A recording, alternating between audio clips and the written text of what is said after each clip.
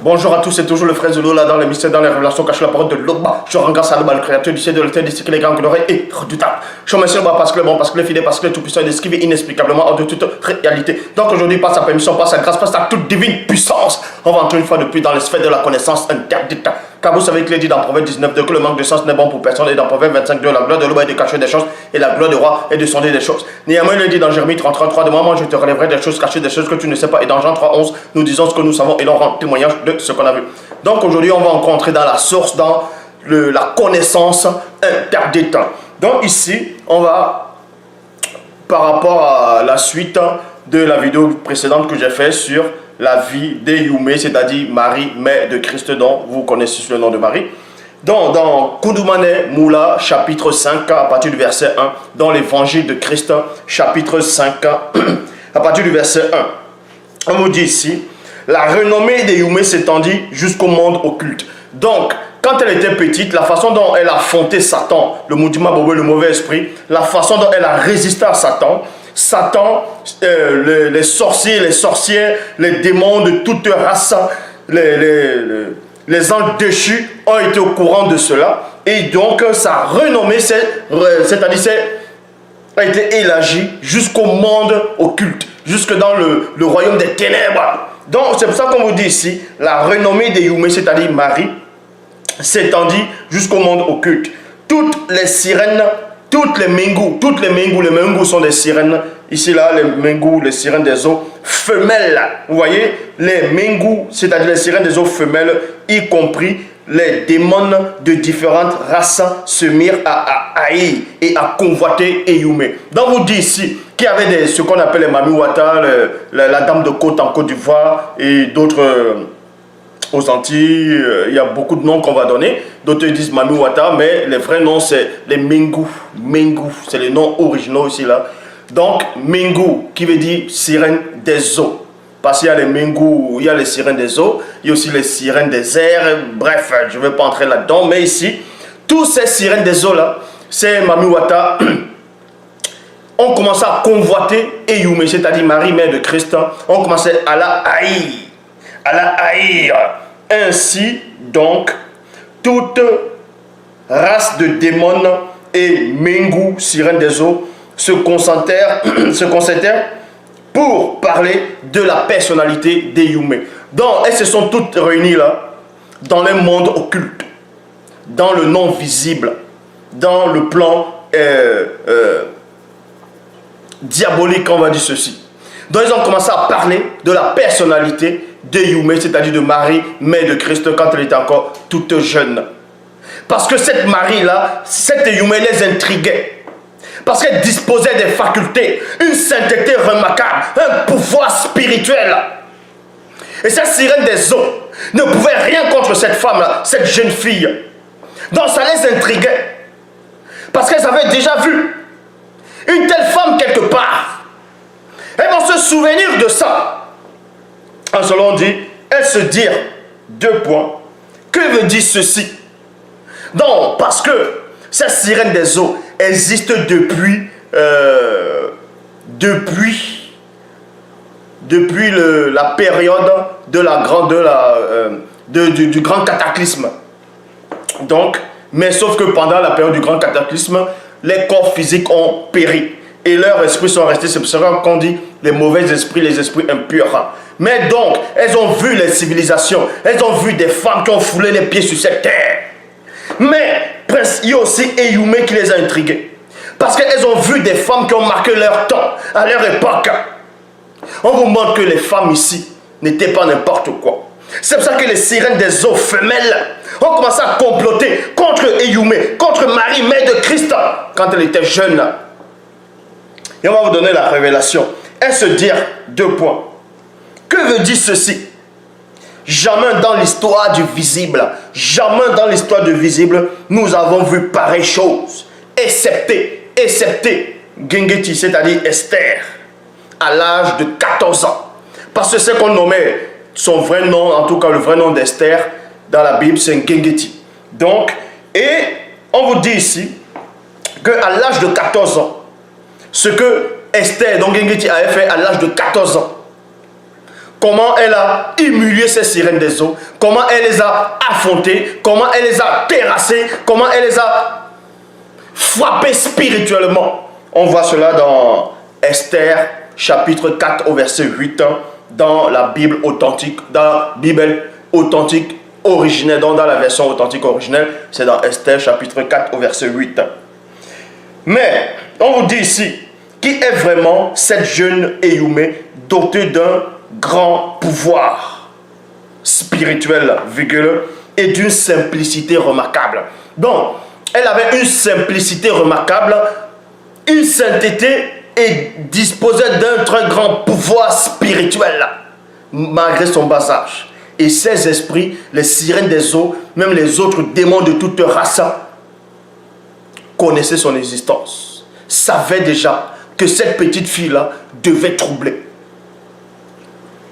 Donc ici, l'une des Mengu, c'est-à-dire l'une des sirènes des eaux, de haut rang, prit la parole et dit. Donc, quand ces sirènes des eaux ont commencé à faire les réunions, à parler sur la personnalité de Youmé, qui est Marie, mère de Christ, quand elle était jeune, il y a une des sirènes des eaux, de haut rang, qui a commencé à parler. Elle dit ceci: selon nos géniteurs, virgule, un groupe de premiers Namuloloma Mungulanais, c'est-à-dire ange déchu, virgule, il y eut une femme hors du commun qui avait des facultés qui surpassaient toutes les autres femmes, y compris nous autres également. À ce qui paraît, elle fut la toute première femme noire et mère de toute la race noire, connue sous le nom de Mouto. Malgré que Mouto ait pu chuter, elle reste la mère de tous, c'est-à-dire de tous les initiés. Elle reste la mère de tous. Elle reste la femme la plus puissante spirituellement de tous les temps, malgré qu'elle a chuté. Donc, et même ces esprits-là le savaient. Ça, on voit cela dans Origine, chapitre 3, au verset 20. Origine, chapitre 3, verset 20, dans la version authentique. Donc, le monde occulte, dont je poursuis, ici, là, dans toujours la suite des Youmé, le monde occulte du plus haut rang était déjà averti de l'existence de cette jeune fille mystérieuse qui déconcertait les Namuloloma Mungulanais, anges déchus, les démons Mengu, sirènes des eaux, de toute race. Les Namuloloma Mungulanais, c'est-à-dire les anges déchus, qui ont point été enfermés dans le mystère, dans le mystérieux et affreux gouffre de la conscience, se dire, à nous aussi. Ces entités protectrices ne nous permettent point de pénétrer le mystère de cette jeune fille. Ceci est spirituellement déconcertant. Donc on vous dit ici, ceci est spirituellement déconcertant. Nous discernons d'inquiétantes perturbations spirituelles, dont même les anges déchus ont commencé à parler sur la personnalité d'Éyoumé, dont de Marie, mère de Christ. Certaines personnes vont penser que waouh, ça a l'air de la science-fiction. Mais c'est quoi cette histoire? Pourquoi on n'a jamais entendu parler de l'enfance d'Éyoumé, de Marie, mère de Christ, étant petite, de comment les sirènes des eaux ont commencé à parler sur sa personnalité? Comment est-ce possible? De même qu'il y a aussi beaucoup de gens qui ne croient pas que Christ est né miraculeusement, parce que pour eux, ça révèle de science-fiction. Parce qu'on vous a caché la vérité authentique. On vous a caché l'histoire. C'est pour ça que le Vatican a refusé, n'a pas permis que le livre d'Enoch, en tout cas l'histoire d'Enoch, puisse se retrouver dans les Bibles classiques originelles. Et ils ont fait exprès pour faire d'autres livres d'Enoch, mettre du mensonge, des contradictions et modifier ça comme ils ont fait avec les Bibles actuelles. Donc, l'histoire que je vous raconte, c'est véritablement passé dans l'Afrique ancestrale, c'est-à-dire dans Ouassé. Donc ici, on vous montre, parce que pour connaître Christ, pour connaître Koudoumane, pour connaître Dieu qui sa mère, il faut connaître qui était sa mère. Les pouvoirs, comment sa mère vivait dans le visible. Donc les anges déchus disent ici, là, que les esprits protectrices, plutôt les entités protectrices, ne nous permettent point de pénétrer le mystère de cette jeune fille. Ceci est spirituellement déconcertant. Nous discernons d'inquiétantes perturbations spirituelles. Faisons part de notre inquiétude au chérubin. Au chérubin. Dans le chérubin ici, c'est Satan. C'est Satan dont le goûter nous dit. Ce sont des chérubins. Car aucun mystère dans le visible n'échappe à son analyse. Alors, les Namuloloma Mungulane, ange déchu, allait auprès de Satan, le Mundima Bobé, le mauvais esprit, et il lui dit, le mystère sur cette jeune fille t'est-il révélé? Le mystère sur cette jeune fille-là que nous voyons, cette jeune fille-là qui perturbe nos activités par son aura, par sa puissance, par sa présence imposante, spirituelle, t'est-il révélé? Donc, il y a eu une réunion dans le monde occulte. Les anges déchus sont venus auprès de Satan. Ils ont dit, Iboutem dit, chérubin, ou un. Donc, là-bas, il n'appelle pas Satan. T'est-il révélé cette jeune fille-là? Est-ce que tu connais son secret? Qui est cette jeune fille? Parce que ça les intriguait. Donc, vous dites ici, Satan, le monde dit, Mabobé, le mauvais esprit, répondit, cette jeune fille est la tante. Est la tante, pas une tante, une maman, pas une tante, mais est la tante du témoignage et de la rencontre. Virgule. Préparée pour accueillir l'un des deux visiteurs. Satan était déjà au courant que Eyumé était une tante de la rencontre et du témoignage. Pourquoi la tente de la rencontre? Rencontre, ça signifie quoi? C'est là où Koudoumane va venir pour rencontrer le visible. Et c'est par là qu'est le témoignage que l'un des visiteurs, l'un des deux visiteurs doit venir. Donc c'est la tente de la rencontre et du témoignage. Donc, ils ont tout fait pour que l'un des visiteurs, pour que Koudoumane ne passe pas par cette jeune fille-là. C'est pour ça qu'on doit la souiller. Ils veulent la souiller, ils veulent la salir.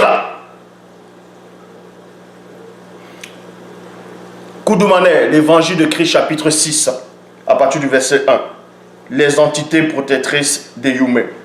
Plus tard, près de la rivière, les entités protectrices d'Eyumé lui dévoilaient le mystère de la pureté de la femme. Le mystère de la pureté de la femme. Et lui enseignaient comment confectionner des aromates, des parfums et de très bonnes odeurs. Puis lui dévoilait également le véritable mystère de l'art culinaire. Vous voyez, Évangile de Christ chapitre 7, dans là, Eyumé, la mère de Christ, elle a 15 ans. Là maintenant, elle a 15 ans là, et elle va rencontrer sa grande cousine qui est Kakane, donc qui est Élisabeth. Donc aussi vous parlez de comment Élisabeth était jeune, Élisabeth aussi, comment elle a vécu, parce que dans les Bibles actuelles classiques, on parle juste d'Élisabeth quand elle est vieille. C'est parce que c'est des rigolos. Ces Bibles classiques actuelles ne vous disent pas tous, ne vous disent pas tout parce qu'ils ne peuvent pas. Ils ne peuvent pas. Donc ici, dans chapitre 7, à partir du verset 1, à l'âge de 15 ans, Eyumé ainsi que ses parents quittaient le village afin de s'établir dans la ville de Tendiledi qui est Galilée. Dans cette ville résidaient des docteurs de la loi, des initiés, ainsi que des prophètes et prophétesses. Et dans le même territoire, vers la région montagneuse, je répète, dans le même territoire, vers la montagne, vers la région montagneuse de Soma, c'est Juda, résidait la cousine d'Eyumé, du nom de Kakane, c'est-à-dire Élisabeth. Kakane ainsi que ses parents étaient des Kakéa, donc des Lévis. C'était des Lévis. Iyabane, la mère de Kakane, avait pour sœur Namisabé, mère d'Eyumé. Donc on vous apprend ici que la maman d'Élisabeth, donc celle qu'on vous appelle Élisabeth dans la Bible, son vrai nom c'est Kakane. Donc Iyabane, était la maman d'Élisabeth. Et la sœur de la maman d'Élisabeth, c'était la mère d'Éyoumé. Est-ce que vous comprenez? Donc ça veut dire que la maman de Marie, on va dire ça comme ça pour que vous puissiez mieux comprendre, la maman de Marie, mère de Christ, était la même sœur, sa sœur était la maman d'Élisabeth. Est-ce que vous comprenez? C'est pour ça, quand on dit dans la Bible actuelle, ils savaient cela, ils ont dit Marie, la parenté d'Élisabeth, c'était sa cousine. Mais ils ne vous ont pas dit quel genre de cousine, cousine éloignée, comment, ils sont cousines comment. C'était des cousines proches, je dis bien très proches, parce que même le sang, ils avaient aussi c'était, comme on dit, sa vraie cousine. Sa vraie cousine. Parce que la maman de Marie et la maman d'Élisabeth sont sœurs de sang. Elles sortent du même ventre. Est-ce que vous comprenez? Je parle bien de la maman de Marie et la maman d'Élisabeth sont même sœurs. Ce sont des sœurs de sang. Et c'était tous des Kakéens, des Lévis. Et dans la Bible actuelle, ils ont juste mis non, Marie va aller chez sa parenté, dans sa famille, sa cousine Élisabeth. Mais ils n'ont pas voulu entrer dans les détails. Parce qu'ils ont voulu faire la christocentrisme de se faugisser pour dire qu'il est de telle tribu, de telle tribu. Bon, donc vous dites ici, dans cette ville résidaient des docteurs de la loi, des initiés ainsi que des prophètes et prophétesses. Et dans le même territoire, vers la région montagneuse de Soma, résidait la cousine d'Éyoumé du nom de Kakané, c'est-à-dire Élisabeth. Kakané ainsi que ses parents étaient des Kakéas, donc des Lévis. Et Yabané, la mère de Kakané, donc Yabané, la mère d'Élisabeth, avait pour sœur Namisabé, mère d'Éyoumé, c'est-à-dire de Marie. Kakané était plus âgée qu'Éyoumé. Elle jouissait d'une très bonne réputation parmi tous les hommes et femmes du peuple, sauf qu'elle était stérile à cause de la prophétie qui surviendra plus tard dans son existence. Et cela fut une intrigue pour elle. Kakané était également très avancée spirituellement. Elle était prophétesse. Donc elle était déjà, c'était une prophétesse. Élisabeth était une prophétesse. C'est pour ça que même dans la Bible actuelle, quand elle a vu Marie arriver, elle a dit, waouh, comment se fait-il que la mère de mon Seigneur vienne devant moi? Parce qu'elle voyait déjà. C'était une prophétesse très avancée. Mais cela, on ne vous dit pas ça dans les Bibles actuelles classiques. Donc, Élisabeth, Kakané était également très avancée spirituellement. Elle était prophétesse et avait un esprit de discernement, si bien que lorsqu'elle voyait une personne, elle pouvait tout savoir sur la personne à l'instant même. Plus tard, les parents d'Éyoumé allèrent avec elle et sa sœur pour un certain temps dans la ville de Soma, c'est-à-dire Juda, afin de la présenter à sa grande cousine Kakané, ainsi qu'au reste de la famille. Éyoumé fit la rencontre de sa grande sœur Kakané, et les deux cousines tissèrent des liens d'amitié de très grande envergure dans la crainte du respect qui est dû à Loba. Les deux cousines s'entretenaient journellement de tout ce qui concernait le grand ordre des choses et l'histoire des matriarches. Donc, ici, Éyoumé aussi avait une sœur. Oui, parce que Christ avait une tante.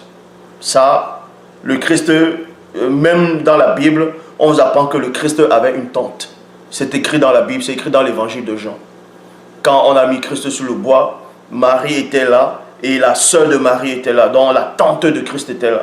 Donc on fait croire qu'il avait seulement une mère et puis c'est fini. Il avait seulement la mère et c'est fini. Il avait des tantes. Il avait une tante. Oui, il avait des tantes.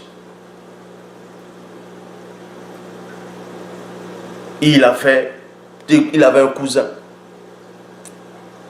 Et oui, même la maman pas la maman, la sœur de Marie, mère de Christ aussi, avait des enfants. Donc Christ avait des cousins, il avait des cousines. Ça, on ne veut pas tout vous dire là, ici. Là. En tout cas, dans les fausses versions des Bibles trafiquants, ils ne veulent pas vous dire la vérité. Mais, donc, quand ces deux cousines se sont rencontrées, pouf, imaginez donc la surprise de Satan. Imaginez les sirènes des eaux. Imaginez la peur des sorciers, la peur des sorcières. Quand les deux cousines, là, très avancées spirituellement, se rencontrent. Elles deviennent des amies. Alors que c'est déjà des cousines, elles deviennent des amies. Elles se mettent à parler de quoi? Des choses qui concernent les matriarches. Des choses qui concernent le grand ordre des choses. On vous dit ici. Quelques mois après, plusieurs jeunes filles et femmes non initiées, graciées du peuple furent journellement en admiration devant les deux cousines à cause de leur comportement et soumission totale au verbe de Loba. Ces jeunes filles et femmes persévéraient sous le manguier tous les soirs auprès du feu dans l'exaltation des deux, dans la communion fraternelle, dans la fraction du pain et des prières. La crainte du respect qui est due à Loba s'empara de chacune d'elles, car le verbe de Loba accomplissait beaucoup de paroles prophétiques par l'intermédiaire d'Eyumé et Kakane. Kakane et Eyumé étaient remplis de la sainte présence. Les mauvais esprits de l'air subissaient les effets de la sainteté des deux cousines. Les ascensions à la sainteté déstabilisaient également les sorciers et sorcières de tout le continent, c'est-à-dire de tout le Mouniel. Donc vous voyez ici, voilà ce que vos ancêtres, vos matriarches ont vécu. Et vous vous dites là actuellement, comment vous pouvez faire? Est-ce que vous pouvez atteindre le niveau que ces femmes-là, exceptionnelles, hors du commun, ont atteint? Est-ce que vous pouvez atteindre ce degré de sainteté? Est-ce que vous pouvez vivre une vie spirituelle très intense, comme Eyumé, Kakane, les Ngingiti, c'est-à-dire Esther, il y en a tellement d'autres qui ont vécu. Est-ce que vous, les sœurs aujourd'hui, est-ce que vous, les femmes d'aujourd'hui, qui adhérez à cette parole, est-ce que vous pouvez vivre comme ça? Oui, vous pouvez. Parce que c'est le même verbe. Le verbe n'a pas changé. C'est le même Mundi, c'est le même esprit qui les animait, qui est toujours là. Changez juste vos états de conscience, vos façons de voir. Soumettez-vous au verbe comme Kakane, comme Eyumé ont fait. Et vous verrez la différence. Il faut marquer cette époque. Vous n'êtes pas des figurantes, vous les sœurs d'aujourd'hui. Donc, donnez une bonne leçon à toutes ces femmes-là qui mettent des tissades, des perruques, des rajouts, des extensions, qui décapent la peau, qui n'ont plus de personnalité. C'est à vous les sœurs d'aujourd'hui qui vous devez les éduquer, les montrer le bon chemin, comme vos matriarches, vos mères dans l'Afrique ancestrale ont fait à leur époque. C'est à vous maintenant d'être des actrices. Ne laissez plus les gens marcher sur vous. Ne laissez plus les gens vous regarder comme des objets. Levez-vous comme vos mères d'autrefois. Levez-vous comme les matriarches. Levez-vous comme Eyumé. Afin que le monde occulte puisse vous respecter, puisse s'inquiéter, puisse trembler. Que quand on vous voit passer, c'est comme si on voyait Eyumé passer aussi. Oui, ce message s'adresse à vous les sœurs. Car je sais que les sœurs, je sais que les femmes ont quelque chose. C'est pour ça que beaucoup de gens veulent les étouffer. Parce que quand les femmes qui sont soumises au verbe se lèvent, leur esprit, leur moi divin va terriblement s'épanouir. C'est pour ça que les gens du monde les non-initiés, les autres races méprisent la femme, étouffent la femme pour qu'elle ne puisse pas s'exprimer, pour qu'elle ne puisse pas se dévoiler, pour qu'elle ne puisse pas éclore. Parce qu'en elle, dans son moi intérieur, réside une puissance qui fait peur. Et Satan savait cela. Les démons le savent. Tous les chefs religieux corrompus qui sont dans le faux le savent aussi. C'est pour ça qu'ils méprisent les femmes. Donc, imitez vos mères, imitez vos matriarches, Eyume, Kakane, Gengetiki, Esther. Il y en a tellement encore, dont on fait allusion dans la version authentique originelle. Mais ceci n'est pas fini. Kakane et Eyume étaient remplis de la sainte présence. Les mauvais esprits de l'air subissaient les effets de la sainteté des deux cousines. On vous dit ici. Parce que quand vous sortez le matin, peut-être pour aller travailler, d'autres c'est le soir. D'autres vont voir des gens en route, ils vont dire « Ah, j'aime pas la tête de l'autre. » Vous sentez une lourdeur dans l'air. Vous sentez une présence dans l'air. Vous sentez quelque chose. Mais on vous dit ici que les mauvais esprits de l'air, dont on fait allusion dans les Bibles classiques dans Jean 2, les mauvais esprits de l'air subissaient les effets de la sainteté des deux cousines. Leur ascension à la sainteté déstabilisait également les sorciers et sorcières de tout le continent. Aucune, il a dit ici, aucune des sorcières n'osait regarder Kakane et Eyume dans les yeux, ni leur adresser la parole dans le physique. Dans le physique. Vous voyez?